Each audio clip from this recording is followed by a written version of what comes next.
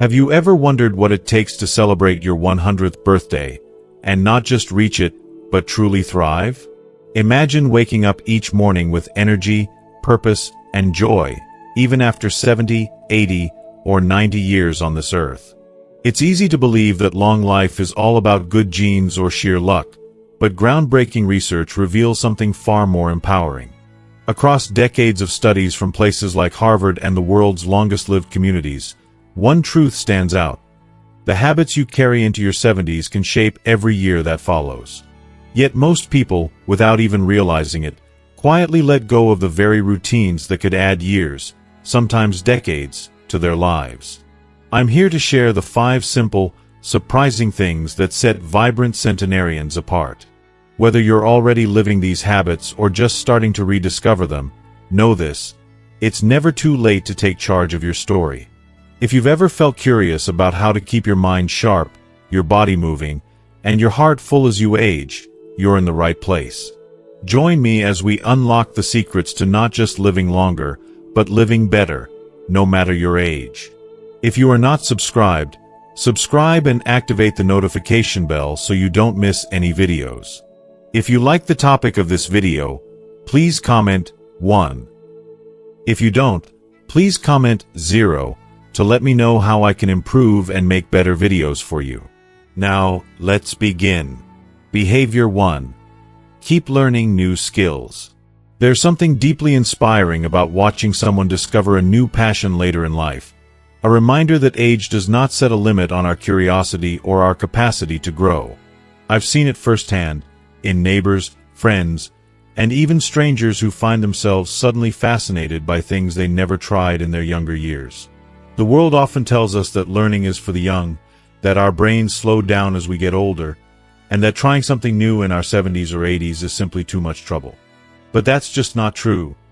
Not according to science, and certainly not according to the lives of those who have gone on to live well past 100. Take Ruby, for example. Ruby is 74 years old, a grandmother of 5, and someone you'd never expect to find hunched over a laptop, typing out lines of computer code. For most of her life, she had never even considered the world of technology. She was more comfortable with a recipe book than a keyboard, and more likely to be seen knitting a scarf than navigating a digital app. But when her grandson came to visit one afternoon, excitedly showing off a simple coding project he'd completed at school, Ruby was intrigued. There was something about the way his eyes lit up as he explained how he made a cartoon cat dance across the screen that stirred a sense of wonder in her. At first, the idea of learning programming seemed absurd. Her friends thought so too. Why would you torture yourself with all that technical stuff at your age? They teased, laughing over their weekly coffee. But Ruby shrugged it off. She remembered how learning to bake bread once felt overwhelming, too, or how she struggled to master the delicate stitches in quilting. This, she thought, was just another pattern to follow, another recipe to master. So Ruby began, not with grand ambitions, but with small, steady steps. Each morning, while the house was quiet and sunlight filtered through her kitchen window, she spent just 30 minutes working through basic coding tutorials online. She didn't rush or push herself. She simply enjoyed the process, savoring each little victory, each aha moment when a new concept finally clicked. The first few weeks were challenging.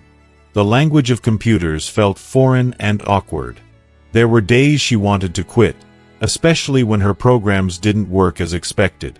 But slowly, something remarkable happened. Ruby started to notice that her memory felt sharper, that she was thinking more clearly, and that her reflexes during her daily crossword puzzles had improved. During a routine checkup, even her doctor remarked on her quick responses and lively conversation. "You're not just keeping up," he told her with a smile. "You're getting ahead." This isn't just an uplifting story about a determined grandmother, it's science in action. When we push ourselves to learn new skills, our brains respond by building fresh neural pathways, a phenomenon known as neuroplasticity. Imagine your mind as a vast network of highways. Every time you learn something new, you're paving a fresh road, creating more routes for ideas to travel.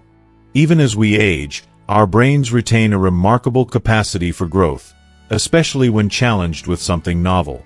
Dr. Michael Merzenich, a neuroscientist at the University of California, San Francisco, spent years studying adults who regularly took on new learning experiences. His findings were astonishing. Older adults who learned new skills showed brain activity patterns similar to those decades younger. Their brains weren't just maintaining, they were rejuvenating, actively fighting off the slow creep of age-related decline. But what truly matters isn't just what you learn, it's the spirit with which you approach it.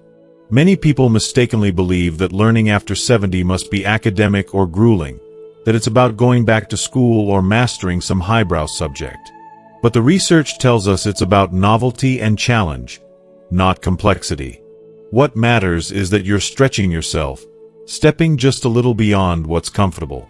For some, that might mean picking up a musical instrument. Imagine sitting down at a piano for the first time, your fingers trembling with anticipation and maybe a hint of embarrassment. But as you tap out a simple tune, you're building new connections in your brain. Studies show that even 15 minutes of playing music a day can boost memory and mental resilience, keeping your mind agile and alert. For others, learning a craft like pottery, woodworking, or knitting provides not just a sense of accomplishment, but also a valuable workout for your hand-eye coordination and concentration. Or perhaps you're drawn to language. Maybe you've always dreamed of speaking a few words of French or Spanish, or perhaps you want to understand the Vietnamese phrases your neighbors use. Thanks to modern technology, you don't have to travel the world to learn a new language. Simple apps on your smartphone can turn a few spare minutes a day into a mind-expanding adventure. Research shows that seniors who engage with new languages delay the onset of dementia by up to 5 years. An incredible gift to yourself and your loved ones. Technology itself can be a marvelous doorway into learning. Whether it's figuring out how to use video calls to keep up with faraway grandchildren, joining an online book club, or exploring new cooking videos, every digital leap is a step toward keeping your mind young. Don't be afraid to experiment, to make mistakes, or to ask questions. Remember, curiosity is the true fuel for learning, and every stumble is simply a stepping stone to progress. What's most important is to approach learning as a joyful journey, not a race. Start with something that truly sparks your curiosity, and permit yourself to be a beginner. At 70, you carry decades of wisdom, patience, persistence, and a deep understanding of gradual progress. These qualities make you a better learner than you might realize. Set aside a little time each day, whether it's 15 minutes or half an hour, and commit to consistency over intensity. You'll be amazed at how small efforts, repeated regularly, can transform not just your skills, but your confidence and sense of vitality. Learning is even more powerful when shared with others. Find a buddy, join a group, or participate in a local class. The social aspect amplifies the benefits, discussing what you've learned, celebrating milestones together, and encouraging each other through setbacks. Not only does this build your skills, but it also strengthens the very social ties that are so essential for healthy aging. There's real magic in celebrating your progress. Each tiny victory, a new chord learned, a phrase understood, a program that finally runs, reinforces those growing pathways in your brain. Take a moment to savor these achievements, and don't hesitate to share them with family and friends. Your courage might just inspire someone else to embark on their learning adventure. Remember, every expert was once a beginner. The most skilled woodworker, the most fluent language speaker, the most tech-savvy grandparent, they all started by taking that first, uncertain step. Your life experience, your ability to weather setbacks and find humor in your mistakes, is a priceless asset. There is no expiration date on curiosity or creativity. If you are still watching this video and find these lessons useful, please comment 1 below to let me know that you are still here with me. So ask yourself, what have you always wanted to learn, but never quite found the time for? Is there a craft or a hobby that catches your eye, a skill that might connect you to others, or simply bring you joy? Maybe it's learning to paint, to play chess, to bake a family recipe, or to finally understand how your smartphone works. There's no right or wrong answer, just the thrill of discovering something new at any age. As you move forward, embrace each new challenge as a gift. See each day as a fresh opportunity to stretch, grow, and remind yourself, and everyone around you, that true youthfulness lives in the spirit, not in the calendar. In the end, it's not just about adding years to your life, but about adding life to your years. And sometimes, all it takes is the courage to be curious and the willingness to begin. Behavior 2. Maintain strong social connections. There's a quiet truth that many people discover as they grow older. While youth may be full of activity and ambition, true fulfillment often comes from the relationships we nurture along the way. For those who have lived through decades of change, raising families, building careers, weathering storms of loss and celebration, the value of genuine connection becomes ever more apparent. It's not the number of birthdays we've celebrated or the trophies on the shelf that keep us vibrant, but the laughter, support, and shared memories of the people who walk beside us. Consider Stanley's story. Stanley was 78 when his world shifted. After losing his beloved wife of 52 years, he found himself adrift. The house felt too quiet, the days too long. Once, he'd been surrounded by the gentle chaos of family, grandchildren's laughter, holiday dinners, late-night conversations that stretched into morning. Now, even the company of his adult children felt distant, filtered through short phone calls and the occasional weekend visit. Stanley did what many do in times of loss. He withdrew, spending long hours at home, letting groceries be delivered to his door, and avoiding the gatherings that once brought him joy. But time has a way of nudging us toward healing, sometimes in the most unexpected ways. One spring afternoon, prompted by a mixture of restlessness and gentle encouragement from his daughter, Stanley wandered down to the local community garden. He hadn't grown a tomato since his youth, but something about the fresh air and the scent of turned earth called to him. In the first days, he mostly watched, older men and women tending raised beds, exchanging advice, trading seeds, sharing stories as they worked. It was here that Stanley met Maria, a retired schoolteacher with a wry sense of humor and an endless patience for finicky tomato plants. Nearby was David, an 80-year-old veteran who could spin a tale about almost anything. The three of them started as acquaintances, their conversations little more than polite hellos. But as the weeks turned to months, something shifted. They began to share meals after gardening, swapping recipes and laughter. They celebrated each other's birthdays, consoled one another through aches and pains, and cheered the arrival of grandchildren and great-grandchildren. The community garden became more than a patch of soil. It became a lifeline. Stanley's transformation was remarkable, not just in spirit, but in body and mind. His children noticed he was sharper, more energetic, and far happier than he'd been in years. He began to look forward to his days, planning small adventures, reaching out to old friends, and opening his door to new ones. Science confirms what Stanley discovered. The famed Harvard study of adult development, which tracked participants for more than 8 decades, revealed that the single greatest predictor of a long and happy life is the quality of our relationships. It isn't wealth, intelligence, or even genetics that most powerfully shapes our later years, but the depth of our connections with others. People with strong social ties live an average of 7 years longer than those who are isolated. The difference is not merely in quantity of years, but in their quality. More laughter, more meaning, more joy. Yet for too many older adults, loneliness is a hidden epidemic. The world can grow quieter as children move away, friends pass on, or health limits mobility. Research shows that loneliness can be as dangerous as smoking 15 cigarettes a day, raising inflammation, weakening the immune system, and accelerating the march of time. It's a silent risk, but one that can be overcome, often with the simplest of gestures, a conversation, a handshake, an invitation to join. So how do we build and maintain the kind of connections that keep us young at heart? It begins with seeking out genuine community. You don't need a bustling calendar or dozens of friends.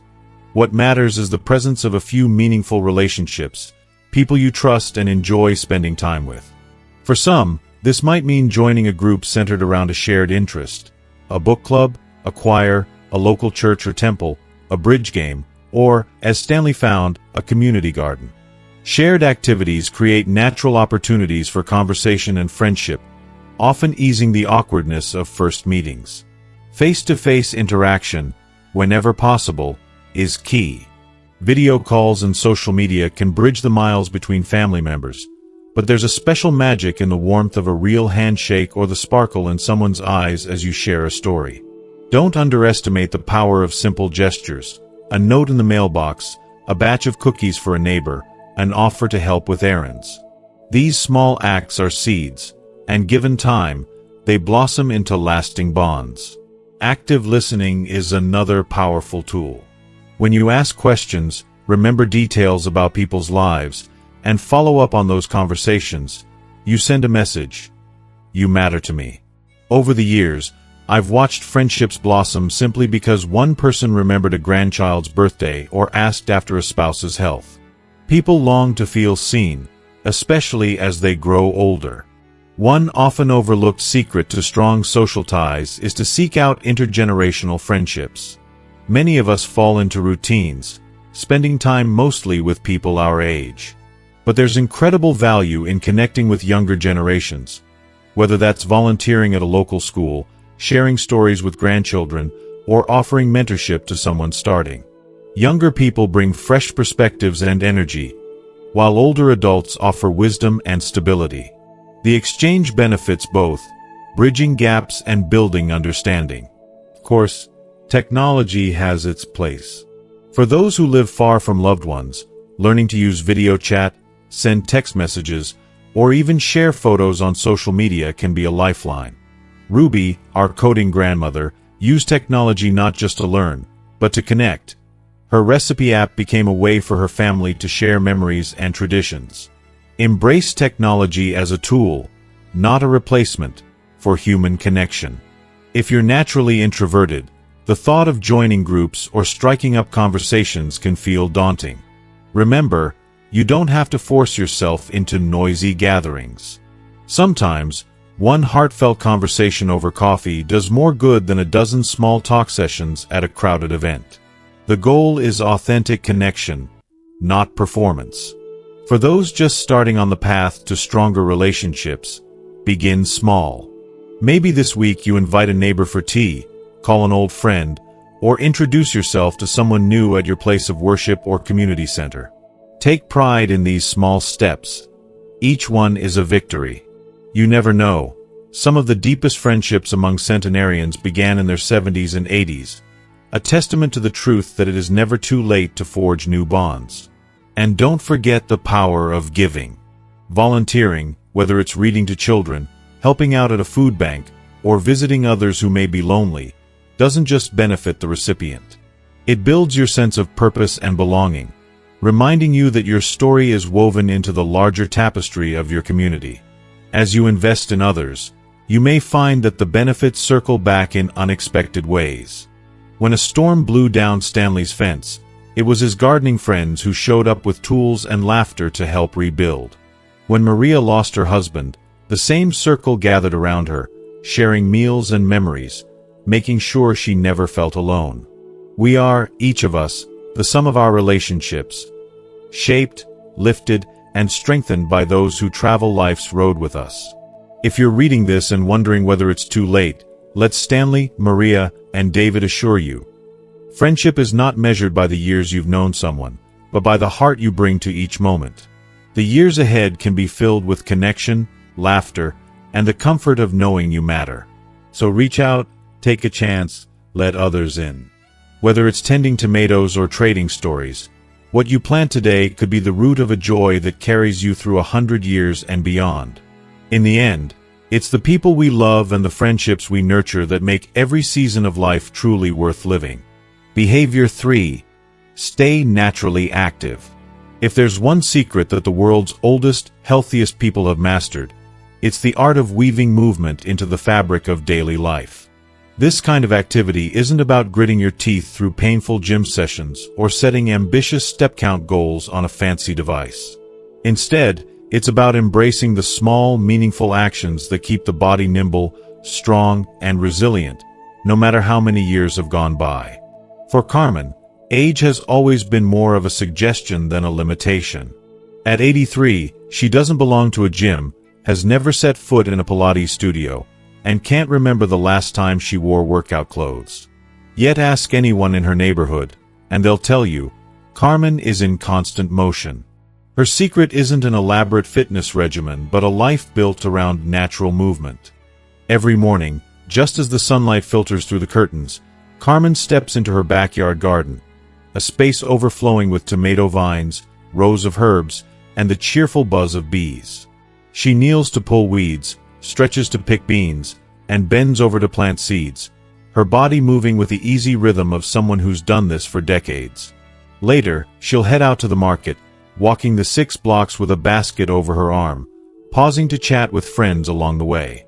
She takes the stairs, never the elevator, and if a neighbor needs a hand moving a heavy box or carrying groceries, Carmen is the first to offer. If you are still watching this video and find these lessons useful, please comment 2 below to let me know that you are still here with me. These movements may seem ordinary, but science tells us they're anything but. Around the world, researchers have spent years studying the so-called blue zones, those rare pockets where people routinely live past 100, staying active, sharp, and engaged. In these places, you'll find elders tending steep hills in Sardinia, gardening and walking in Okinawa, and carrying water or firewood in rural Costa Rica. None of these centenarians is running marathons or logging hours at the gym. Instead, they remain naturally active by making movement an inseparable part of their daily routines. Here in America, it's easy to believe that physical health is only maintained through structured exercise. Ads are full of gadgets, miracle machines, and quick fixes. But the truth is much simpler, and, for many, far more achievable. Natural movement, those small actions like walking, gardening, climbing stairs, or dancing in the kitchen, offers profound benefits for balance, strength, heart health, and even brain function.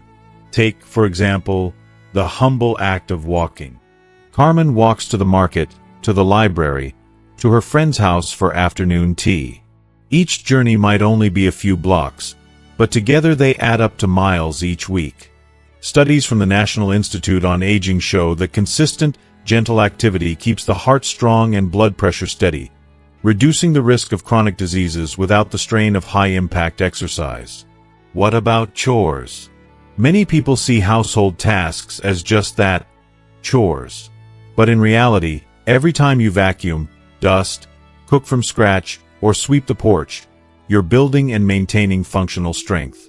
When Carmen washes windows or moves her flower pots to catch the afternoon sun, she's not just tidying her home, she's preserving her independence and mobility. One of Carmen's favorite activities is cooking for her great-grandchildren. The kitchen becomes her gym. She's standing, reaching, lifting pots, kneading dough, and carrying trays. There's no need for dumbbells when you're stirring a big pot of soup or lifting a turkey from the oven. And when the little ones come over, she's right there on the floor with them, building block towers and laughing at their silly games. Movement, for Carmen, is joy. But what about those days when energy wanes or joints ache a little more than usual? Here's where adaptation comes in. Natural movement isn't about pushing through pain or pretending age hasn't changed your body. It's about honoring your abilities and focusing on what you can do. For some, that means chair yoga, stretching while watching TV, or tending to a few pots of herbs on the balcony.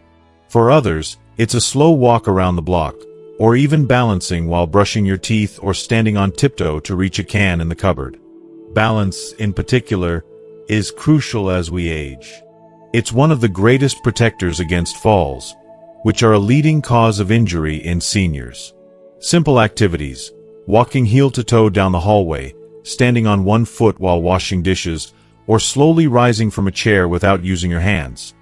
Keep those stabilizing muscles active and engaged. Of course, not everyone has a garden like Carmen's or lives in a walkable neighborhood. But opportunities for movement exist everywhere. Take the stairs instead of the elevator, even if it's just one flight. Park a little farther from the store entrance. Get off the bus a stop early. If you use a walker or have limited mobility, focus on seated stretches, light arm movements, or gentle leg lifts. The key isn't what you do, it's that you do something regularly and with intention. There's also a beautiful social element to natural activity. Carmen doesn't garden alone. Friends and neighbors come by to swap seeds or stories. Sometimes, they'll organize a cleanup of the local park or volunteer to help a new mom in the neighborhood. These group activities create not just movement, but connection, a double boost for health and happiness. Dancing is another of life's overlooked treasures. Put on your favorite music while dusting the furniture or making breakfast. Let your body move in whatever way feels good, even if it's just a gentle sway. There's no right or wrong here, just the simple joy of movement and the freedom of feeling alive. And if you ever feel discouraged, maybe because of a bad knee, a tired day, or simply a run of rainy weather, remember that every little bit counts. Consistency, not intensity, is what matters most. A little more movement today than yesterday is a victory. Over time, these small efforts add up, strengthening not only your body but your confidence, independence, and zest for life. One of the most beautiful aspects of staying naturally active is the sense of autonomy it provides. So many people fear aging because they worry about losing control over their own lives. But the more you move, in ways that make sense for you, the more you preserve your ability to do the things you love. Whether that's making your breakfast, exploring a new park, or dancing at your granddaughter's wedding. Carmen's story is not unique. All across the country, in cities and small towns, people like her are showing that there's no expiration date on movement. Their lives are proof that we don't need to chase youth, but simply embrace the rhythms of each day. One step, one chore, one stretch at a time. So, think about your own life. What activities bring you joy? What little changes could you make to add more movement to your day? Maybe it's gardening, dancing, volunteering, or just taking the long way home. Maybe it's playing with the grandkids, cleaning out the attic, or simply standing up to watch the sunset. Whatever it is, know that every bit of movement is an investment in your future. A promise to yourself that you will not just exist, but truly live in every season of life. In the end, staying naturally active isn't about chasing some perfect body or proving anything to anyone else. It's about honoring the gift of your body and finding ways to keep it in motion, so that you can keep savoring all the beauty and adventure that life still has to offer. Behavior 4. Maintain a strong sense of purpose. There comes a moment in many people's lives, often after retirement, after children have grown, or after a long chapter has closed, when the question of purpose quietly emerges. Without the familiar rhythm of work or the daily roles that once defined us, some find themselves adrift, uncertain about what comes next. But for those who discover or rediscover a strong sense of purpose, the years that follow can be some of the richest, most fulfilling of all. Take Leonard's story. Leonard was 79 when he first felt the weight of invisibility. For 45 years, his identity had been inseparable from his work as an accountant. He took pride in his precision, his dedication, and the structure his job gave him. But when he retired, the routine vanished overnight. Days stretched ahead, unstructured and unfamiliar. Television became his companion, and slowly, he noticed his sharpness slipping, his enthusiasm dimming. He felt lost. Then one day, a neighbor mentioned that the local elementary school was looking for volunteer reading tutors. Leonard wasn't sure if he had anything to offer. After all, it had been years since he'd been in a classroom. But something inside nudged him to try. His first day was awkward. The children's energy was foreign, the classroom buzzing with noise and color. Yet by the third week, Leonard noticed a change. Not just in the kids, but in himself.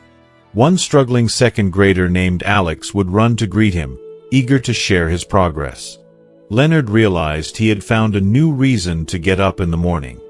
Leonard's story is more than a heartwarming example. It's backed by solid science. Research from the University of Michigan and Rush University Medical Center shows that having a strong sense of purpose is linked to longer life, lower rates of heart disease, stroke, and Alzheimer's. People who report feeling a clear reason for living tend to stay healthier, both physically and mentally. Purpose acts like a protective shield, helping people bounce back from setbacks and find meaning even in difficult times. But what exactly is purpose? Many think it must be something grand or world-changing, a legacy project, a major achievement, or a lifelong dream fulfilled.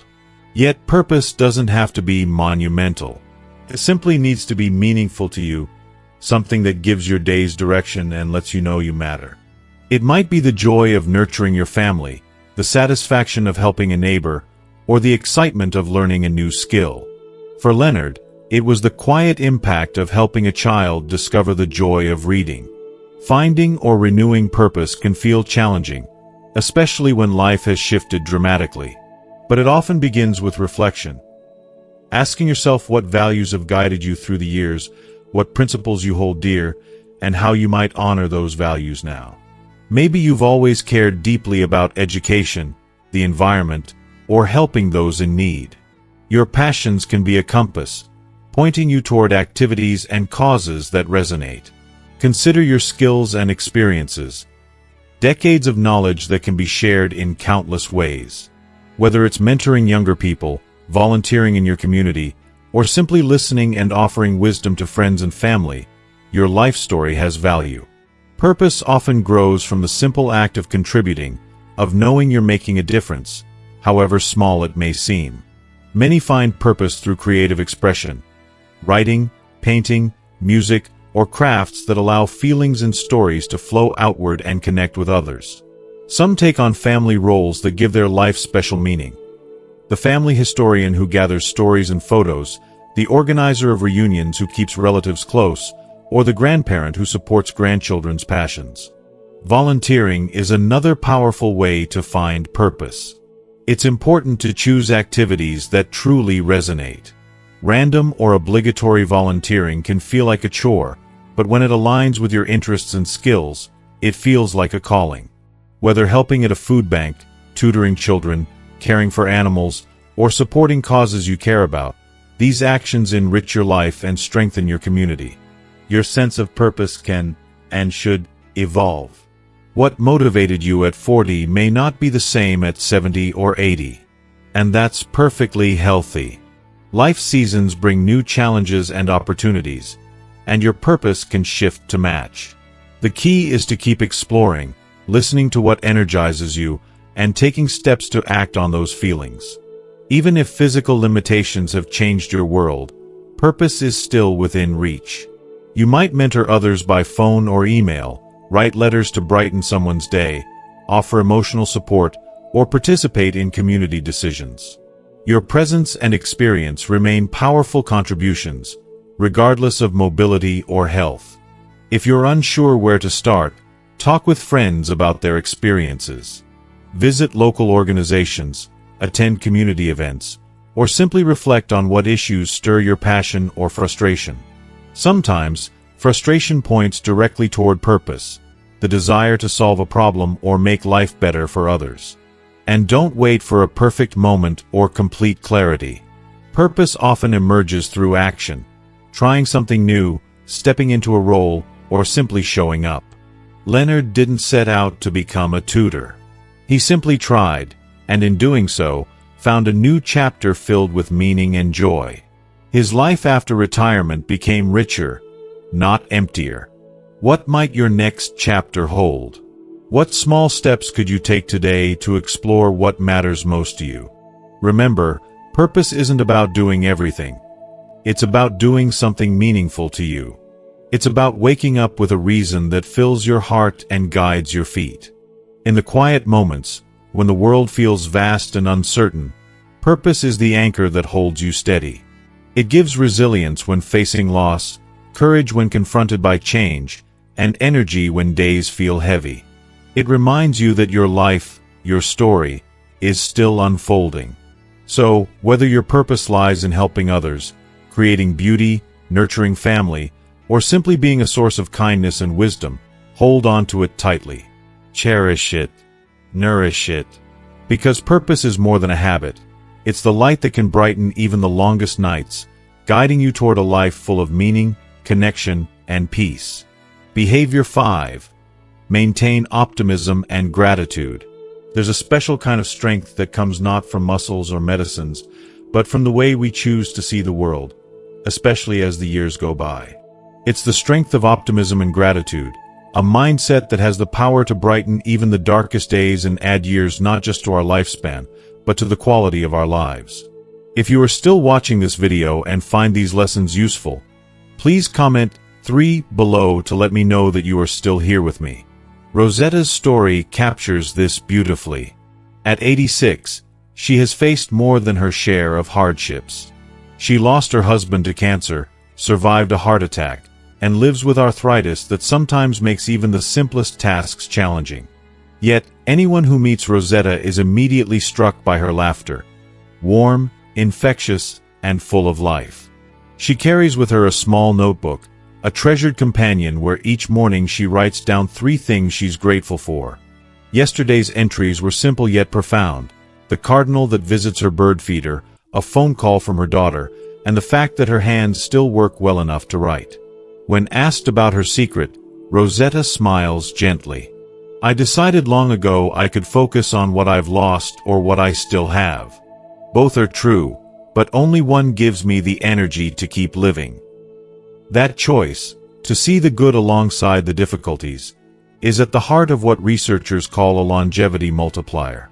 Studies from Harvard's decades-long adult development project show that optimistic people live 11 to 15% longer than pessimists. They enjoy better cardiovascular health, stronger immune systems, and lower rates of depression. Dr. Suzanne Segerstrom of the University of Kentucky, who has studied optimism and aging for years, discovered that optimistic individuals have longer telomeres, the protective caps on chromosomes that shorten with age. Simply put, positive thinking can slow cellular aging. What might surprise you most is that optimism isn't a fixed trait, something you're born with or without. It's a skill, a mindset, that can be learned and nurtured at any age. True optimism doesn't mean ignoring reality or pretending everything is perfect. Instead, it's about believing that you can influence your outcomes through your actions, and that setbacks are temporary challenges rather than permanent defeats. Gratitude is optimism's powerful partner. When you regularly acknowledge the good in your life, your brain begins to notice more positive experiences, rewiring itself to seek out joy and connection. Dr. Robert Emmons of UC Davis has found that people who practice gratitude sleep better, enjoy stronger relationships, and report higher overall life satisfaction. So, how can you cultivate both optimism and gratitude in your daily life? Start with a simple practice. Write down 3 things you're grateful for each day. They don't have to be grand. Sunshine, a good meal, a kind word, all are worthy. The key is consistency. Over time, this habit shifts your focus from what's missing to what's abundant. Practice positive reframing. When facing difficulties, ask yourself, what can I learn from this? Or, how might this make me stronger? This doesn't deny hardship, but encourages growth and resilience. Focus on what you can control. Aging, illness, and loss are parts of life we cannot change, but how we respond is always within our power. Celebrating small wins, whether it's a short walk, a good conversation, or a restful night's sleep, builds momentum and hope. Limit exposure to negative media. While staying informed is important, constant news of crises can skew your outlook. Balance your news consumption with uplifting stories and positive content. Try loving-kindness meditation. Spending a few minutes each day sending goodwill to yourself and others. This practice nurtures compassion and optimism, deepening your connection to the world. Surround yourself with positive people. Optimism and pessimism both spread like wildfire. Choose friends and companions who lift your spirits and encourage your growth. Be mindful of your self-talk. When you catch yourself being overly critical or doubtful, consciously choose kinder, more encouraging thoughts. Remember, the voice in your head shapes how you feel. Share good news. When something positive happens, tell someone. Sharing joy amplifies it and builds connections. And finally, remember your resilience. You have survived every tough day so far, evidence that you possess incredible strength. Let that knowledge fuel your optimism for what's ahead. Rosetta's optimism didn't come from ignoring pain or loss. She acknowledges life's difficulties but chooses to hold on to hope and gratitude. Many centenarians report that their happiest years came after 70, when they finally understood what truly matters: relationships, purpose, and a mindset that embraces life's ups and downs with grace. So today, ask yourself, what are you genuinely grateful for? How do you find hope in difficult moments? Share your wisdom, your stories, your small victories. Your optimism might be exactly what someone else needs to hear. Because in the end, optimism and gratitude aren't just feelings, they're lifelines. They are the light that guides us through the changing seasons of life, helping us find joy, connection, and peace no matter our age. As we come to the close of this journey exploring the 5 powerful habits that can help you live not just longer, but better, it's inspiring to remember that the choice truly lies in your hands. Whether it's the spark of curiosity that keeps your mind learning new things, the warmth of friendships that brighten your days, the simple joy of staying active through everyday movements, the deep fulfillment that comes from having a purpose, or the light that optimism and gratitude bring even in tough times. Each habit we've talked about is a thread weaving together a life full of meaning and vitality. The stories we shared, of Ruby learning to code, Stanley finding friendship in a community garden, Carmen embracing movement as part of daily life, Leonard rediscovering his purpose as a tutor, and Rosetta shining with gratitude and hope, remind us all that age is not a barrier but a foundation. It's a canvas on which you can paint your most authentic, vibrant years yet. So, what resonates with you the most? Are you already practicing some of these habits, or is there one you feel ready to embrace today? I invite you to share your thoughts and experiences in the comments below. Your story could inspire someone else to take that first step toward a longer, happier life. If this video has inspired you, please take a moment to like it, share it with friends and family who might benefit, and subscribe to our channel. By joining this community, you're not only investing in your well-being but also supporting a space where we celebrate growth, connection, and joy at every age. Remember, it's never too late to start living the life you deserve. Take one step today, and your future self will thank you for it.